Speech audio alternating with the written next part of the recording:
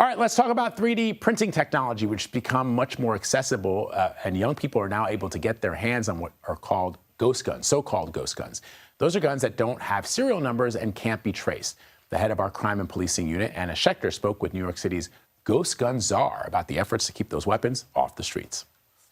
So this is what's called not a Glock. It's one of the newest advances in the 3D printing community. And that's just one type of ghost gun that young people have been getting their hands on. The perpetrators that are shooting these 3D printed guns, trafficking them, making them, they're not coming up with the design. All they're doing is grabbing it once it's on open source and it's there for the world to download and to plug into their 3D printer. Deputy Chief Courtney Nyland, the NYPD Ghost Gun Czar, says this technology is outpacing the laws meant to regulate it.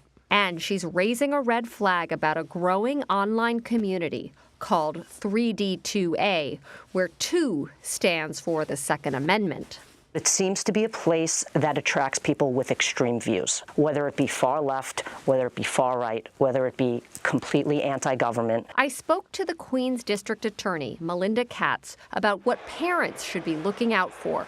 Unusual purchases on the internet, things that don't make sense, things that might be parts of a weapon or a gun, are clearly the things that parents should be watching out for. You need to know that it's a possibility of building these guns that are lethal just by buying parts on the internet. So looking out for that and having that knowledge is extremely important.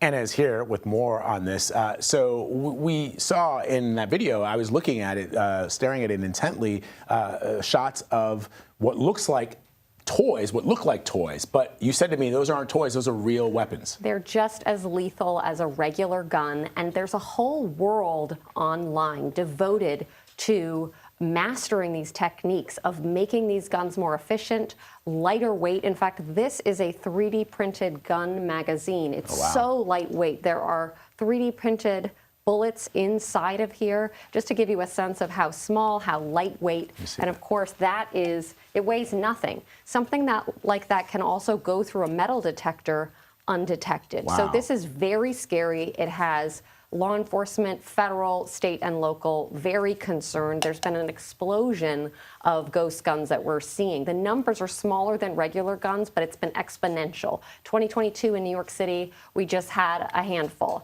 Then the next year, over 100. Then 300 the next year.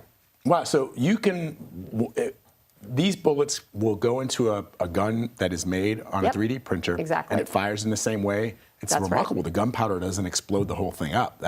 Well, they've been refining it and working out the kinks over the last couple of years, and that's what's so scary. And I was telling you earlier, there's a whole subculture. There are videos, how-to. You can download the plans, send that to the 3D printer. You can do it in whatever color you want. It's just that spool of plastic that you would use to 3D print anything else. Amazing.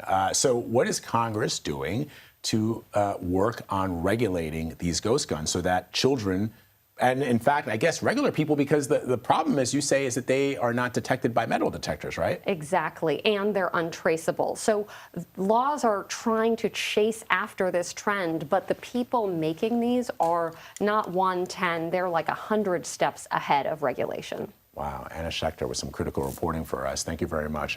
So Anna, before we go, I want to ask you a question about these. So this Ghost Gun Czar that the NYPD has on staff, this is the sole responsibility of this individual because that's how big the problem is here in New York? That's right. She runs a whole team and she liaisons with Chicago, LA, other major cities, departments around the country, and her sole focus is on getting these off the streets and on getting warrants to find them. Anna Schecter with that critical reporting. Thank you very much.